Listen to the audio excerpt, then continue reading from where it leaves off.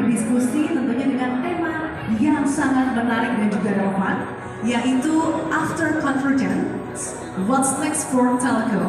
Untuk itu kami undang ke atas panggung Safrina Nasution yang akan memandu sesi diskusi pada sesi ini. Kepada Safrina, kami persilakan.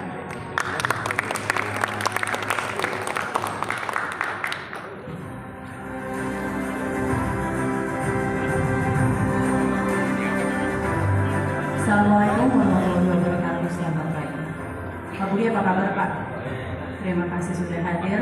Kita berikan tepuk tangan dan apresiasi untuk penyelenggara dan tentunya Pak Budi Aristiadi. Terima kasih banyak atas kesempatan yang telah menghadiri acara ini Pak. Bapak Ibu para hadirin, selamat pagi. Perkenalkan, saya Safrina Nasution, anchor dan jurnalis dari CNN Indonesia. Di kesempatan kali ini saya akan memandu jalannya sesi diskusi kita yang pertama. Seperti yang kita ketahui, tema Tech and Telco Summit 2024 adalah AI meets Telco, Reimagining Business in Digital Landscape. Apa langkah-langkah dan strategi selanjutnya ketika unsur dari digital benar-benar akan dimasukkan untuk memajukan industri telekomunikasi di Indonesia. Nah, di sesi pertama ini tema yang akan kami angkat adalah After Convergence, What's Next for Telco Industry.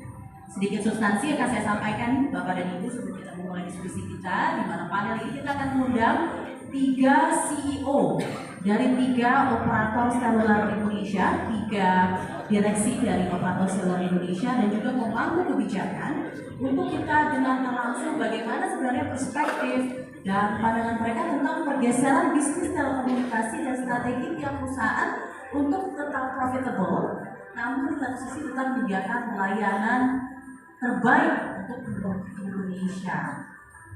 Jadi itu substansi dari acara kita. Sesi pertama kita untuk setting the notes for the whole day of discussion. Kita akan mulai saja tanpa membuang waktu lagi. Saya akan panggilkan ke atas panggung Bapak Ismail, Dirjen Sumber Daya dan Tenaga Host dari Komunikasi Pak Ismail yang sudah hadir. Apa kabar ya Pak? Saya terus mengundang ke atas panggung Bapak Vikram Sinha, CEO Indosat.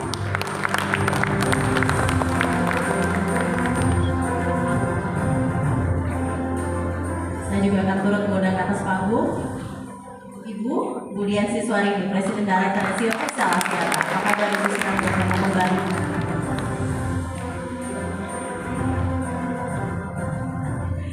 Dan tentunya Bapak Adi Winayu Besigit, Direktur Sales Telkomsel. Kita berikan tepuk tangan apresiasi yang luar biasa untuk panelis kita pada kesempatan pagi ini. Sesi pertama.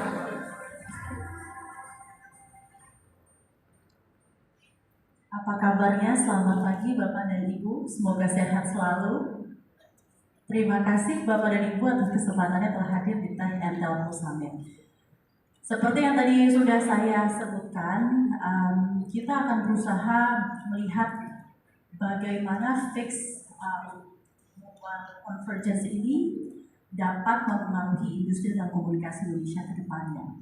Peluang, tantangan, dan strategi serta arahan ke depannya. Apakah ini sudah langkah yang benar ke depannya untuk memajukan industri telekomunikasi Indonesia?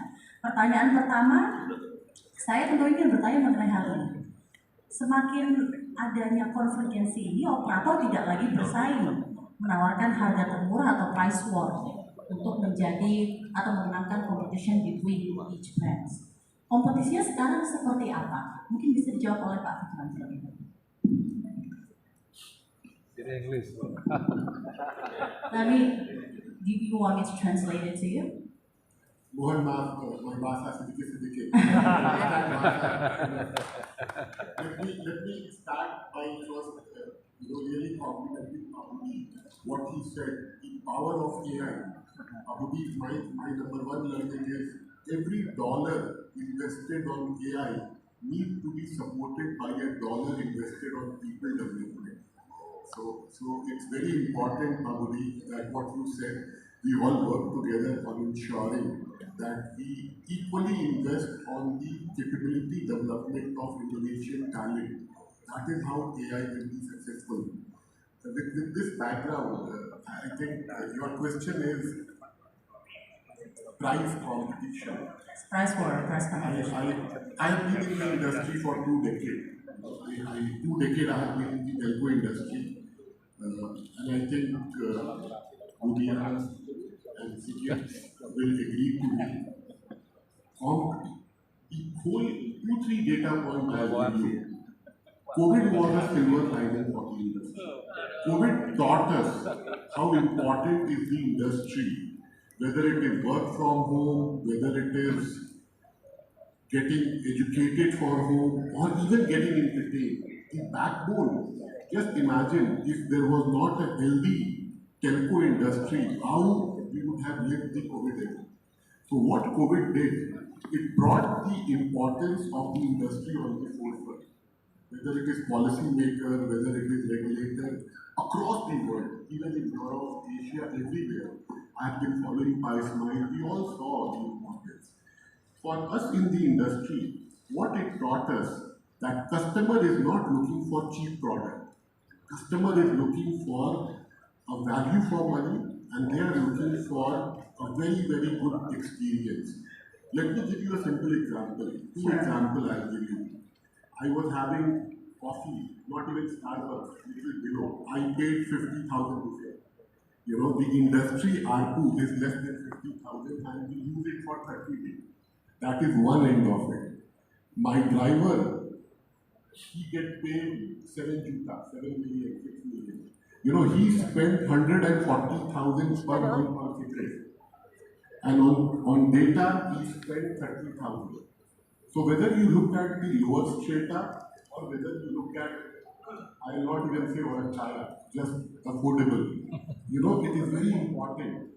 See, the point which I am trying to make is what has triggered the shift in the industry is consumer itself. It has taught us that they are not asking for cheap products. They are asking for real value for money. And the last data point I want to say here is data is not consumption. Data is primary.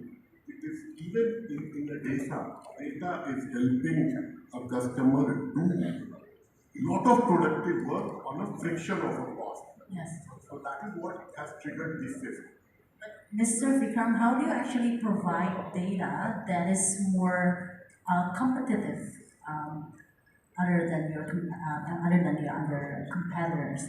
If you said that the real value of money is what the consumers are seeking, and other providers also asking for and also offering real value for money, how does each of your brand really stand out from one point of view?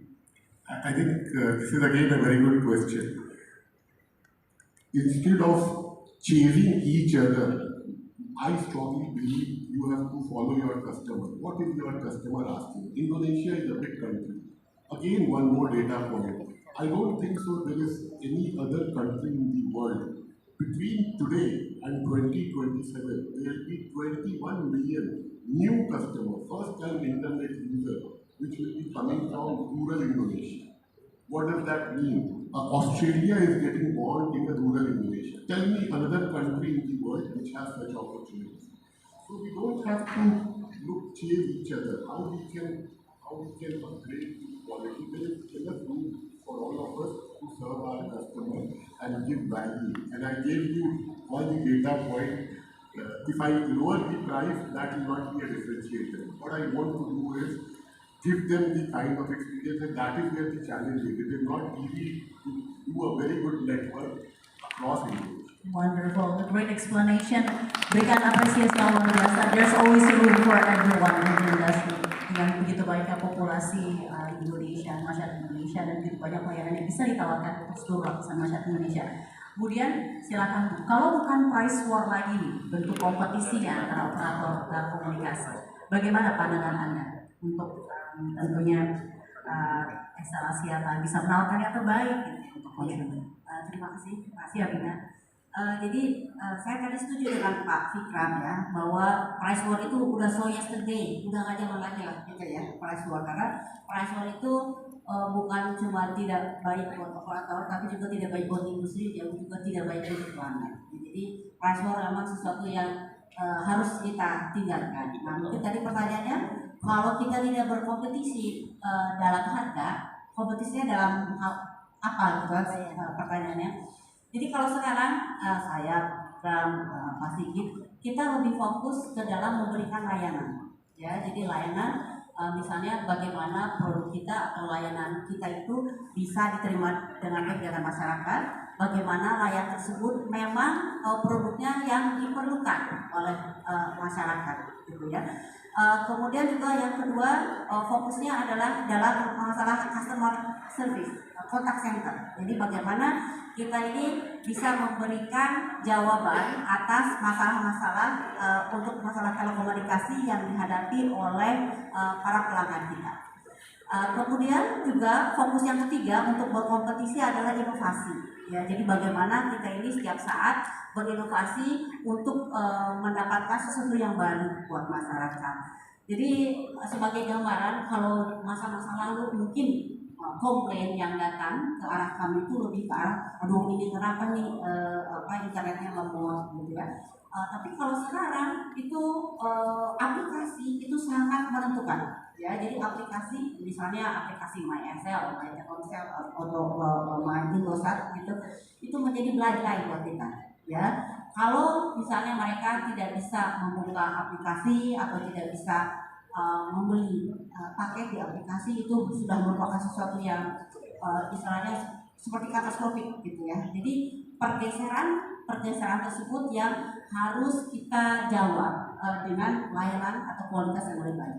Availabilitas dan accessibility untuk setiap customer dimanapun kapanpun gitu ya. Kapanpun, dimanapun, dan apapun bentuk dari keinginan customer. Apapun bentuk dari keinginan customer. Anytime, anywhere. Makanya itu juga benar-benar jadi sesuai dengan kata Pak Fikran. Jadi selalu ada room for everyone karena customer tentunya memiliki minat yang berbeda-beda, kebutuhan data yang berbeda-beda, demografis yang berbeda-beda gitu ya Bu. Ya, exactly. Karena memang kan Indonesia itu luas. Kemudian juga demografinya itu sebetulnya terdiri dari berbagai macam segmen.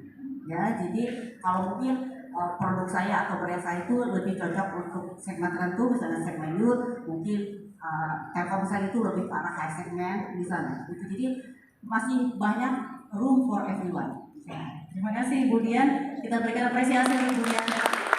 Ini keren, kompetisinya sama-sama memberikan layanan terbaik dan tentunya ini akan menimbulkan manfaat yang kolektif untuk masyarakat Indonesia demi lebih baik lagi industri telekomunikasi.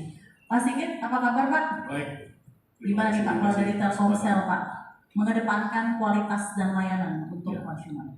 Saya pikir tadi sudah banyak oleh Pak Fikran dan juga Bu Dian bahwa pricing is no longer point of competition. Tapi the most important bagaimana kita bisa memberikan layanan terbaik kita buat pelanggan. Bagi kami kualitas jaringan pasti menjadi basic. Ini harus terus-menerus kita kompetisikan. Kompetitor ketika kemudian terus membangun, kita juga terus membangun untuk terus memberikan layanan terbaik kita. Pelayanan tadi seperti disebut kemudian kita juga terus-menerus improve. Nah, salah satunya mungkin nanti dengan menggunakan AI ini kita juga sudah implementasikan. Ini bagian dari effort kita untuk terus memberikan layanan terbaik bagi pelanggan, menjawab kebutuhan pelanggan, dan juga variasi inovasi. Di kita salah satu fokus yang sedang kita terus jalankan itu konvergensi, di mana Telkom Indonesia telah mentransfer Indonesia ke Telkomsel, gitu ya, sehingga kita sekarang punya integrated FMC di dalam Telkomsel. Nah, ini jadi salah satu value yang ingin kita terus tingkatkan untuk kita berikan kepada pelanggan kita tentunya, gitu ya, untuk memberikan nilai tambah dari apa yang bisa kita berikan ke pelanggan. Di sisi yang lain, bagaimana Telkomsel juga terus meningkatkan journey dari aplikasi yang digunakan. Jadi kalau ngomong kualitas itu bukan hanya kualitas jaringan, tapi bagaimana journey-nya menggunakan aplikasi kita untuk membeli produk, untuk mengakses entertainment dan lain sebagainya. Ini jadi kunci juga bagaimana kita terus bersaing. Hal juga yang nggak kalah pentingnya bagaimana konten dan services yang kita embed di dalam connectivity. Karena connectivity alone will not sell connectivity. Dan kami yakin selain berpartner kita terus berinovasi gitu ya untuk memberikan value lebih agar pelanggan itu tidak fokus kepada harganya, tapi bagaimana kebutuhan mereka terjawab dengan solusi yang kita berikan atau layanan yang kita berikan. Mungkin itu tambahan dari apa yang sudah. Sigit, karena tadi Anda menyebut mengenai lagi fokus untuk konservasi gitu ya, dan Beyond sekarang telah bergabung dengan Telkomsel. Nah, sejauh ini dampaknya seperti apa untuk bisnis Anda dan bagaimana juga ini memudahkan Anda untuk memberikan layanan untuk para konsumen Anda? Ya, yang menarik setelah kita punya bisnis fix di Telkomsel itu kita jadi punya view yang cukup luas gitu ya, karena di mobile saja tentunya is not enough to see all the traffic dari penggunaan pelanggan selama 24 jam gitu. Tapi ketika kita sudah pegang fix, kita tahu behavior pelanggan dengan lebih kaya gitu. Mungkin 65% value share itu di Telkomsel bisa kita lihat gitu. Dan kalau kita lihat fix dan mobile itu punya kebutuhan yang berbeda dari konteks customer. Dan ini membuat kita bisa lebih inovatif untuk memberikan layanan konvergensi, tidak hanya bahwa dia bisa beli layanan satu atap gitu ya di Telkomsel saja, gitu, tapi juga konvergensi di sisi konten dan servicesnya dan juga kemudahan-kemudahan lainnya. Ditambah lagi kalau kita lihat itu penetrasi fixed broadband atau home broadband di Indonesia masih sangat rendah gitu. Jadi dengan FMC ini kita melihat peluang bagi kami operators untuk terus meningkatkan penetrasi home broadband di Indonesia untuk meningkatkan juga digital adoption yang ada di Indonesia. Karena mobile tentunya punya banyak limitasi. Kita menggunakan aplikasi di mobile ada limitasinya, ada kegunaannya, tapi juga di rumah gitu ya. Bahkan untuk small medium enterprise banyak lagi kemudian mereka lakukan di rumah gitu ya. Sehingga ini menjadi satu bukan hanya complementary tapi satu advantage buat pelanggan untuk terus meningkatkan layanannya. Dan ketika itu terintegrasi baik melalui kami ataupun melalui yang lain gitu ya, kita yakin pelanggan akan mendapatkan value lebih di sana. Dan buat bisnis kita tentunya ini akan meningkatkan value bisnis. Perspektifnya very customer based gitu ya, sesuai dengan tujuannya tadi memberikan layanan yang terbaik gitu ya untuk masyarakat Indonesia. Baik, itu tadi pandangan dari masing-masing direksi dari operator telekomunikasi Indonesia. Saya sekarang tanya ke Pak Ismail nih Pak. Tadi Pak Fikram, kemudian Pak Sigit udah bilang berlomba-lomba memberikan yang terbaik untuk masyarakat Indonesia, yaitu dari layanan, inovasi, konsolidasi perusahaan sampai mengeluarkan aksi FMC gitu ya, Mobile Convergence. Menurut Pak Ismail sendiri, apakah sebenarnya industri telekomunikasi Indonesia ini iklimnya sudah ideal? Bagaimana evaluasi Anda dan juga apa yang perlu diperbaiki dan notes ke depan untuk semakin lebih baik? Silakan Pak Ismail. Baik, terima kasih. Ini pertanyaannya kayak ujian, apalagi saya di depan Pak Menteri, jadi nggak boleh salah. Baik, terima kasih teman-teman semua. Jadi memang industri telekomunikasi kita ini sedang mengalami situasi yang tidak mudah. Karena apa? Karena pertumbuhan teknologi dan berpindahnya shifting ya bisnis model yang dulunya semua tersentral di telco, sekarang pemanfaatannya ini sudah memegang peran yang lebih besar lagi. Jadi pemanfaatan infrastruktur itu sekarang termasuk AI ini yang sekarang sedang menjadi playmakernya. Sementara telekomunikasi ini adalah prasyarat yang harus ada di luar, tanpa mungkin bisa kita memanfaatkan tanpa ada pemanfaatan yang baik. Tapi secara financial aspek kalau kita amati, teman-teman industri telco ini sekarang sedang melakukan upaya yang luar biasa untuk melakukan satu kata kunci sustainability terhadap bisnisnya. Karena apa? Karena tekanan industri tadi yang berubah shifting yang tadinya sentralnya ada di telco, sekarang sentralnya sudah tidak di telco lagi. Biayanya, costnya yang mereka siapkan untuk menghandle traffic yang polanya eksponensial, kebutuhan masyarakat itu makin meningkat. Karena tadi data yang diceritakan ini inovasi terus diupayakan oleh teman-teman telco, termasuk FMC dan sebagainya. Itu adalah sebenarnya sebuah jawaban, sebuah upaya dari teman-teman telco itu untuk bertahan hidup tadi, sustain industrinya. Nah, kami sebagai regulator, policy dan regulator tentu pertama menyiapkan policy dan regulasi yang comply terhadap situasi itu. Bukan menyiapkan policy dan regulasi yang aneh-aneh gitu, yang membuat mereka menjadi tambah beban, tambah sulit. Justru kita itu menyiapkan policy dan regulasi yang memudahkan, yang bisa menjadi akselerator terhadap teman-teman telco ini. Contohnya misalnya kebijakan sharing. Kita tetapkan dalam Undang-Undang Cipta Kerja sebuah layer sharing sekarang sudah dibuka. passive sharing, active sharing, bahkan sampai dengan spektrum frequency sharing. Ini apa? Supaya agar terjadi efisiensi di industri ini. Kemudian kita juga memberikan kesempatan kepada teman-teman ini untuk berinovasi terhadap ruang-ruang pemanfaatan tadi dan membundling service, menjadikan networknya itu menjadi intelligence network. Kalau hanya jualan bandwidth saja sekarang berat sekali teman-teman ini. Dia harus menjual solusi kepada industri itu, membuat networknya menjadi intelijen. Nah, intelijen ini AI dan sebagainya ini jawaban untuk membuat layanan yang inovatif kepada masyarakat. Karena apa? Karena kalau kita hanya mengandalkan ARPU yang tadi dicontohkan oleh Pak Fikram, segelas Starbucks aja lebih mahal daripada biaya ARPU rata-rata 1 bulan penggunaan data. Ini kan berat ini tantangannya, sehingga mereka betul-betul harus inovatif dan menyiapkan solusi buat masyarakat membuat networknya menjadi intelijen. Nah, kita hadir dengan solusi pertama adalah policy dan regulasi yang friendly tadi. Nah, yang kedua nggak cukup sampai di situ. Pemerintah juga melakukan intervensi dalam bentuk fiskal, budget, membangun jaringan-jaringan yang sulit dibangun oleh teman-teman telco dengan melalui implementasi bakti. Kita menyiapkan badan-badan umum, membangun backbone, dan backbone yang saat ini memang kalau ditunggu teman-teman telco bangun sendiri itu akan sangat mahal pasti. Sehingga pemerintah ikut intervensi dengan fiskal. Tidak cukup dari anggaran USO saja, bahkan menambah top up APBN 3-4 kali lipat dari pendapatan anggaran USO itu. Kemudian meluncurkan satelit dan seterusnya, ini untuk membantu middle mile dan seterusnya.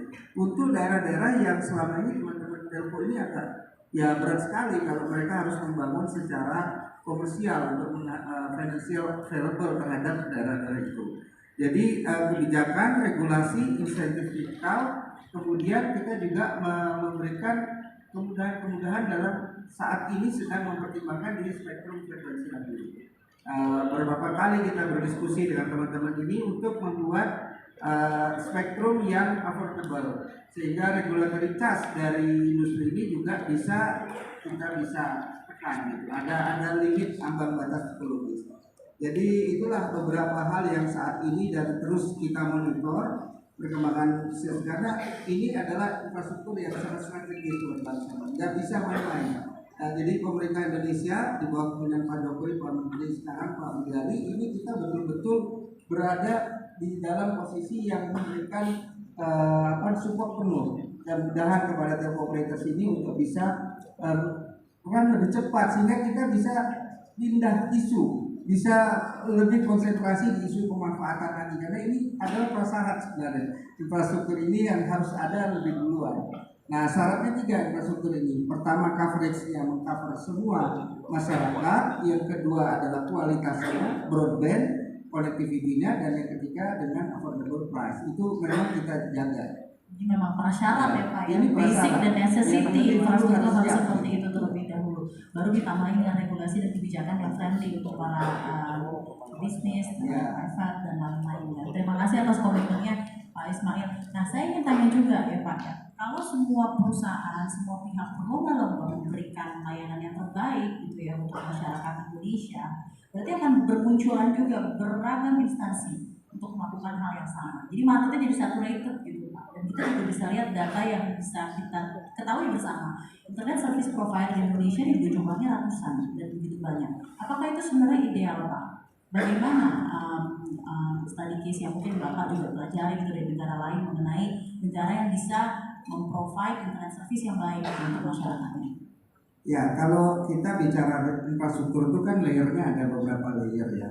Yang saya bahas tadi itu adalah telco yang sifatnya mendasar yang mengcover secara nationwide.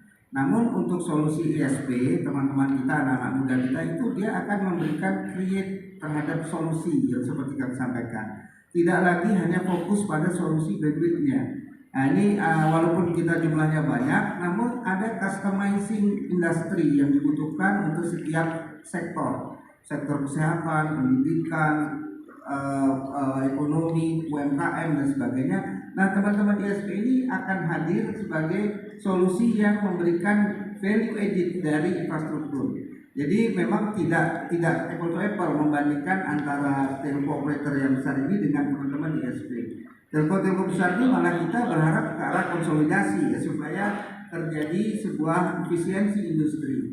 Namun kalau ISP, teman-teman yang ada di sedikit di atas masih layer infrastruktur, namun di atas itu kami harapkan menambahkan valuasi terhadap pemanfaatannya. Jadi yang seperti saya sampaikan itu hadir dengan solusi. Jadi saya berharap teman-teman telco besar ini bisa tidak memandang teman-teman ISP itu sebagai kompetitor, tapi justru sebagai komplementari yang bisa menjadi solusi bersama buat mereka. Ujungnya masyarakat akan menikmati karya terhadap inovasi. Ini luar biasa konstruktif sekali ya, komplementari, dan tentunya kembali lagi untuk kebutuhan masyarakat Indonesia. Kita berikan apresiasi untuk Pak Ismail. Thank you Pak komitmennya. Nah sekarang saya mau ke Pak Sigit lagi. Pak Sigit mungkin ada tambahan atau tanggapan dari apa yang dikatakan Pak Ismail. Saya setuju sekali dengan Pak Ismail tadi berkaitan dengan bagaimana kami melihat ISP dan bagaimana kita tidak berkompetisi tapi justru sebagai karena market penetrasinya itu masih sangat rendah untuk broadband gitu ya. Masih 15%. Jadi ruang untuk kita bisa meningkatkan penetrasi sama dengan atau lebih baik dari negara tetangga itu kita butuh semua untuk berkolaborasi. Kami di yang tadinya basisnya mobile ini melihat tadinya fix ini mungkin jadi kompetisi, tapi ketika kita sama-sama sudah melihat konvergensi menjadi satu solusi untuk kita berikan kepada pelanggan, maka ini tidak lagi sebuah trade buat kita, tapi sebagai bagian dari opportunity untuk kita garap bersama. Karena market dari broadband di Indonesia yang perlu kita tingkatkan itu nggak mungkin kita garap sendiri. Saya pikir saya setuju dengan Pak Ismail tadi. Kita melihat bagaimana kolaborasi yang bisa kita lakukan di ISP. Kita juga melihat bagaimana kita bisa meningkatkan penetrasi dengan lebih cepat dan juga kualitas layanan dengan lebih baik. Karena saya pikir penyediaan infrastruktur ini perlu investasi, dan kalau kita saling bersaing dalam berinvestasi di daerah yang sama, maka itu akan mubazir buat Indonesia gitu. Mending kita saling bagi di mana kita mau invest, tapi yang jelas ujungnya tetap berkompetisi dengan kualitas layanan sehingga pelanggan tetap mendapatkan value terbaiknya, tetapi investasinya tidak sendiri-sendiri.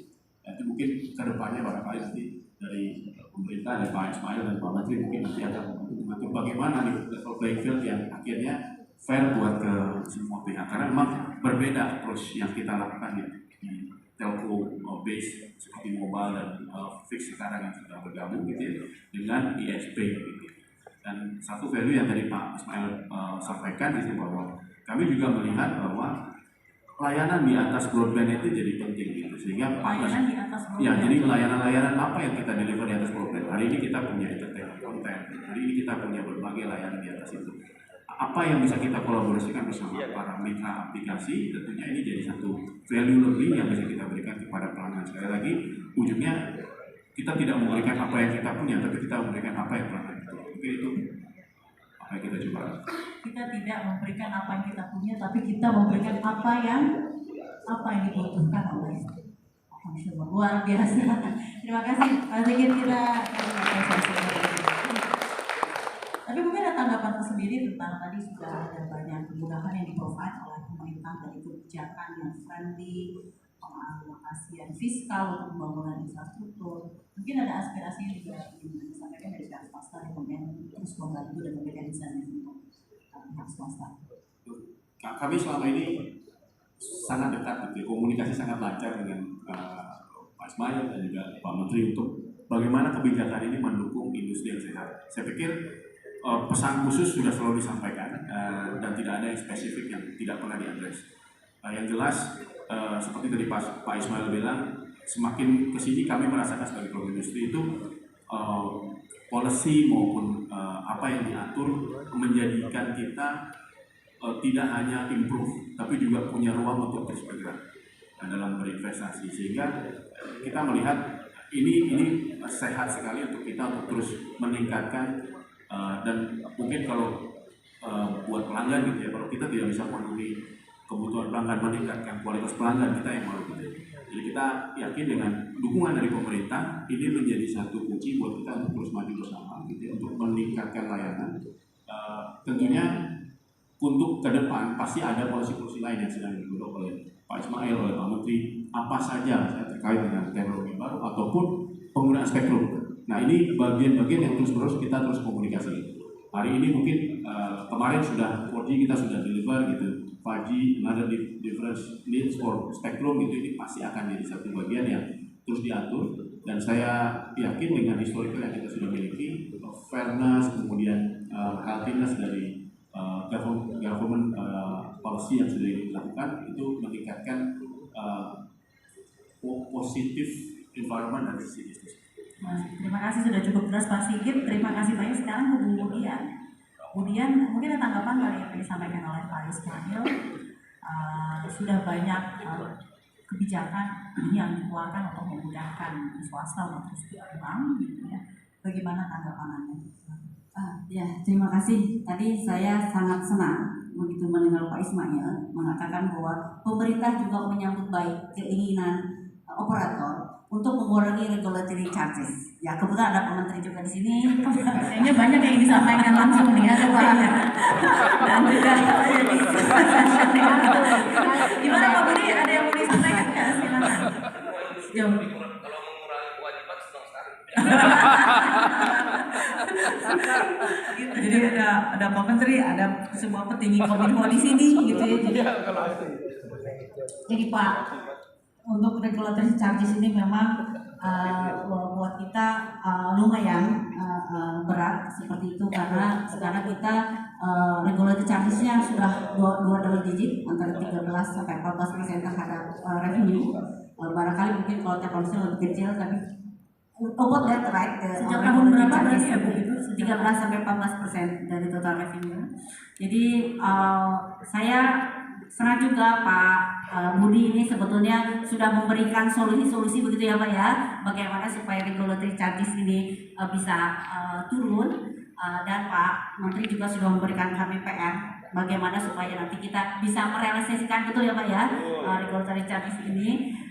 Memang sekarang kalau kita lihat 5G itu kan sudah di depan mata ya, dan 5G itu memerlukan bandwidth yang luar biasa besar, jauh lebih besar daripada 3G ataupun 4G. Jadi kalau kita masih mengadop atau masih mengimplementasikan cara menghitung spektrum Pak Isya dengan cara 4G, mungkin kita di antara saya, Telkomsel maupun IOH itu nggak ada yang mampu untuk nanti mengimplementasikan 5G, karena memang kebutuhan bandwidthnya luar biasa besar. Jadi tantangan untuk ya supaya kita nanti sama-sama bisa mengimplementasikan 5G sehingga Indonesia bisa memanfaatkan 5G ini untuk banyak sekali kebutuhan, terutama untuk industrialisasi. Kami mohon bahwa nanti untuk 5G cara perhitungannya itu bisa berbeda. Gitu ya Pak Ismail ya. Langsung disampaikan ya Bu ya, langsung saja nih ngomong ya Bu. Bisa dikatakan terima kasih Bu Dia. Kita kasih apresiasi buat Bu Dia. Dan juga seluruh hadirin sebelumnya bisa mendengar langsung, oh ini berarti roadmapnya ke sini ya, mengenai 5G dan juga depannya progresnya dan juga tantangannya. I would like to ask the same questions to Pak Vikram. So Bu Dia previously mentioned about 5G. How is your opinion about the evaluations on the progress of implementing 5G in Indonesia? What are the challenges and opportunities? What's in it for also for Indosat? Last week I was in Barcelona. I was invited in one of the global forum with people from all over Europe, maybe US, and I said very proudly that sometimes it is good to be late, and our government is very good on making the policies. I have to tell you, worldwide people have struggled on 5G. There is no business case. Korea also came out officially that their business case and their sustainability has failed. I have been following Ismail, from 2020 in different forums. He has been telling that 5G is all about collaboration, how 5G can help solve problems and how the spectrum can help Indonesia not only become the digital powerhouse of Asia.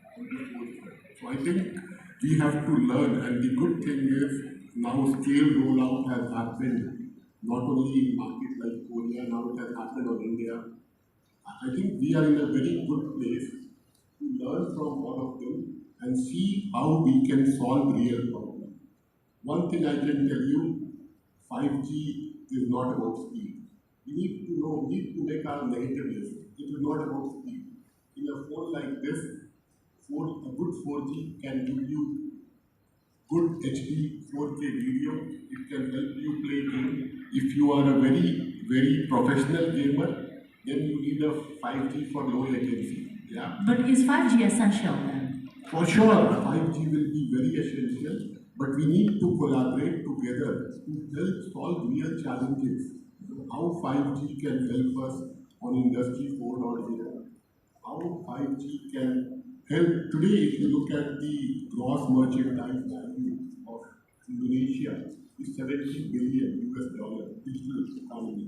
By 2025, it will become 150. How we can make 5G to accelerate that? That will help Indonesia digital vision. For sure it will help, but it needs a very different level of collaboration. Collaboration between all of us, collaboration between handset manufacturers, how we can make sure that we are making affordable handsets. The good thing is, all of us have launched 5G. We are seeing the upgrade happening very fast. Today we have machine learning, we have AI, we can predict our future in a much better manner what we have done. So I feel that here, especially ComInfo has done a very good job on timing it. Timing is important, and I think from here we need to pivot in a manner that helps Indonesia, and it doesn't only help the metropolitan, it helps the rural Indonesia. How we do it is something which we are very good. The other silver lining for 5G, the cost of production of data, 1 GB, compared to 4G is better on 5G. So that's a good news because we are a scale country. So when we produce data, we produce in volume. So I think that's a good level coming out. So with all these things, I think the key message is 5G is not more about how we collaborate together, how we work together on making sure we make it very impactful for Indonesia and the people of Indonesia. Thank you so much for that. And last one before we conclude our session, Mr. Fikram, how does your company will also support the transition from 4G to 5G in a very effective way? And also, what message you wanna put to your other brands and the governments to implement 5G even better with all of its shortcomings that we have in Indonesia and also the opportunities that you see forward? I think this is a very good question. Budian said a lot on how we need support from Mantri, Ismail and the entire leadership team. We can't do it alone in an impactful manner. I think the spectrum need to be used. It's a national asset. It has to be seen from an angle how it helps improve our digital economy and the gross merchandise value. I think the perspective has to be kept like that.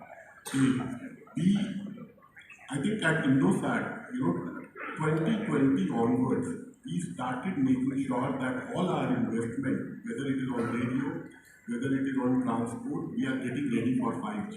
One of the other important and key challenge of 5G in Indonesia is backbone and transport, and it takes time. So, connecting site to fiber, making sure, and also, I must say, telecom, Mitratel, they are all more very open and collaborative. So, how the infrastructure is shared to benefit all parts of Indonesia. So, for sure, we are fully committed. We will follow Mantri, Ismail, and the whole leadership team, and we work in a very collaborative manner. That 5G is the focus for Indonesia. The world has not been able to produce a focus. I think we are in a good place to do that. In a collaborative manner for the betterment for all people of Indonesia, especially the communication industry of Indonesia. Kita berikan apresiasi yang luar biasa. Kita akan tutup sesi diskusi yang saya akan pandu di sesi pertama ini. Kita masih lanjutkan kembali di segmen berikutnya untuk sesi tanya jawab langsung bersama dengan panelis kita di pagi hari ini. Tetap bersama kami di CNBC Indonesia.